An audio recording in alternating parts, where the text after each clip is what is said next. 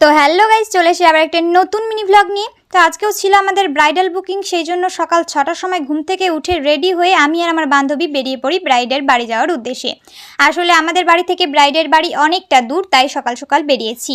তারপর ওইখানে ঠিক টাইম মতো পৌঁছে গেছি আমরা, আর অনেকটা টাইম ছিল, সেই জন্য আমি আর আমার বান্ধবী একটু ঘুরতে বেরিয়ে পড়েছিলাম। আসলে জায়গাটা অনেক সুন্দর তাই।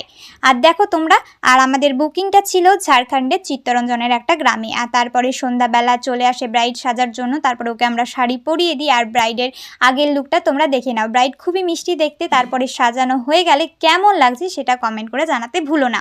আর এই দেখো, ব্রাইড সাজানো হয়ে গেছে, কত সুন্দর লাগছে তাই না, লক্ষ্মী ঠাকুরের মতো পুরো। আর লাল বেনারসি পরে হেভি লাগছে দেখতে।